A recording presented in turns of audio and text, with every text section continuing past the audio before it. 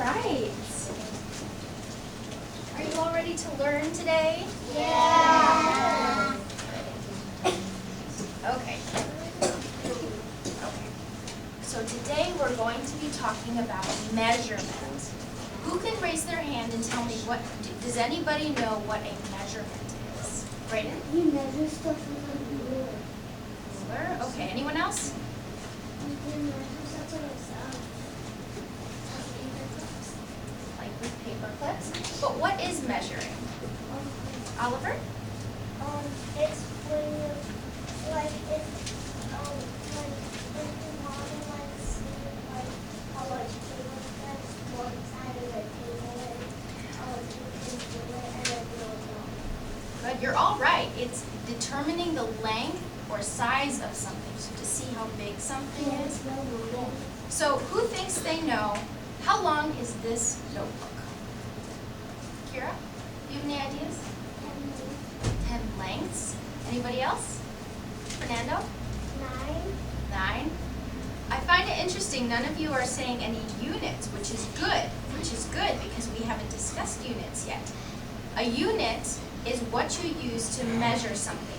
So some people use a ruler with inches, but really I could say, if I wanted to use my hand to measure, this notebook is almost 2 hands long, or half of an arm, or paper clips. We can use paper clips, you're right, you saw what I was doing, to measure this notebook. So let's try to do that. I hope you can all see. We're going to try to line these up. So, see if we can measure how long this is.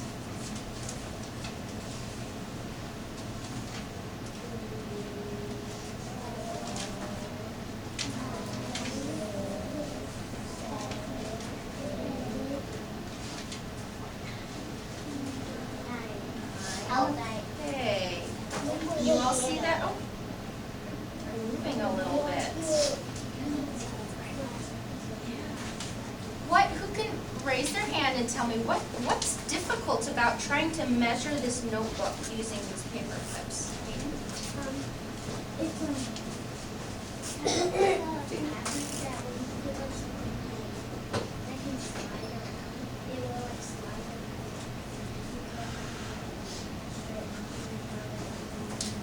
Good. She says that it slides around, like with fabric. You can't really keep it straight. Anybody else have any ideas? Brayden. Because there's like really long bolts of things. There's what on both of them? Like Oh, it's waxy? yeah. Is that what you mean? Yeah, they're not really staying straight, are they? Anybody else have any ideas? Kira. It's like hard glue. It's hard. It's what? It's like hard glue. Oh, yeah. The surface it's hard for it to stay. That's right. How about, did they really touch, did they stay end to end like they need to? No, they really moved around. And it was kind of hard to keep track of how many there were because they were moving so much, right? And were they staying straight? Like, did they shift? Yeah, see, there's a big problem sometimes with using little things like this to measure. So, well, what would happen if we linked them?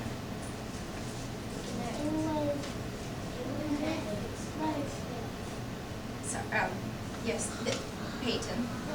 They would like connect and they would actually have them stay in the street. But they used to do it with those things. Yeah, so let's try it. Let's see. Let's see that. Oh, that works a little bit. We can kind of see how that works. But when you put them in a chain like this, we just have to be careful not to put any gaps in it.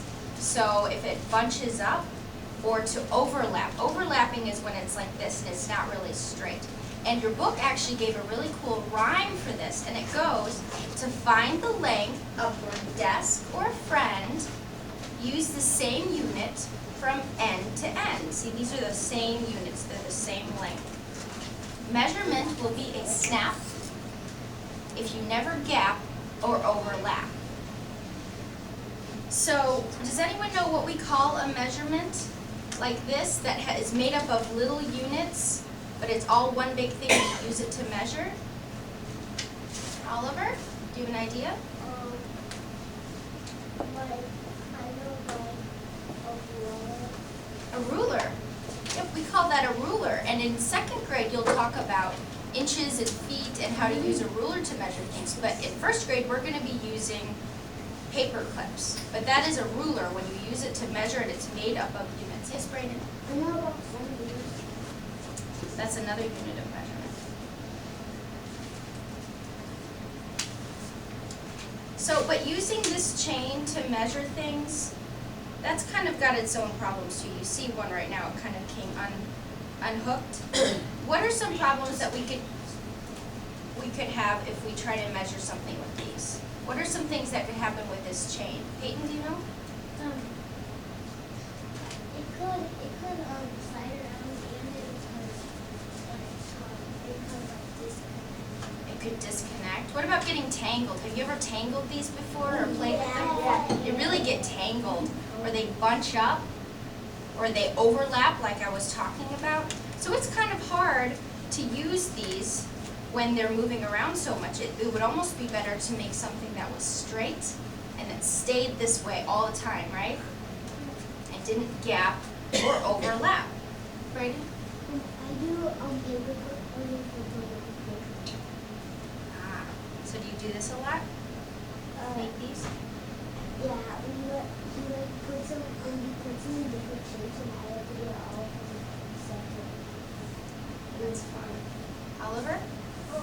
It's like a wall is straight and it's made out of wood, but paper clips are made out of like plastic metal, kind of like plastic metal. And if you like use a pencil and you like draw a straight line, it'll make like slowly line all over like the paper clips will be all over. And if you have a ruler that's made out of wood, so it'll stay. That's right. Some people use a ruler as a straight edge to make a straight line. It can be used that way and it can be used to measure. With these, we're just using, you're right, you wouldn't want to try to trace a line because that would make it all bumpy. We're just using these to measure because these are all the same. So that way, if we wanted to measure the table leg, well, it's very hard with this because it's moving so much. But with a paper clip, it's kind of hard to go like this and then get another one and go, okay, 2, 3, 4. That's kind of hard. So today, you're going to be practicing measuring with paper clips. And then we're going to do a little bit of what we talked about, and we're going to make a paper clip ruler. And some things to remember that we talked about today, and I have a little picture for you to see. It's going to look a little bit like this. It will be a little bit more colored. Can you all see that? You have the little chain pieces. What you're going to be doing is cutting out these pictures of paper clips and gluing them onto the black paper so that it's straight, and then measuring with it. But like our little poem said, don't gap or overlap. These are gaps. If you're gluing it on the black paper and you cut them out and then they're not really touching, see, end to end touching like that, then there's a gap and then you're not really accurately measuring something. Or overlapping. I don't know if you can really see, but that's where you don't really have it end to end. One's covering another one. Then it's not really completely accurate. So you want it to be end to end or edge of paper to edge of paper, and then you'll want to have numbers written underneath so that you can look at it and you don't have to count each one. You can hold up a pencil to it. Oh, thank you. You can hold up a pencil and you can know exactly how long it's going to be. Now, what's something to remember when you're measuring? Do you want to start at the end or in the middle to measure like a pencil or something, Kira? At the end. At the end, because then you can measure it completely accurately. If you start in the middle, you don't really know how long it's going to be. And another thing you might run into when you're measuring something is You see how this started the 1 and it's at the 7, but it's a little bit going into the 8?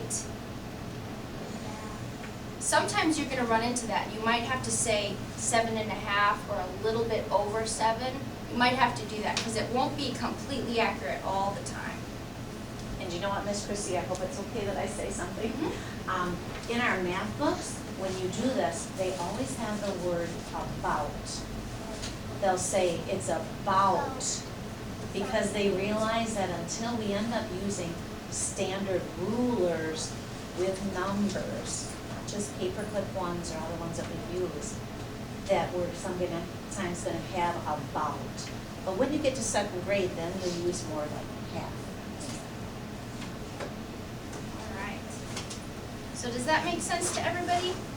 Okay, so we're going to go back to our desks and you'll cut them out and glue them, and then we'll go through your worksheet together and measure different things. So you guys can go sit down now. Put your stuff away, friends, that we need to put away first.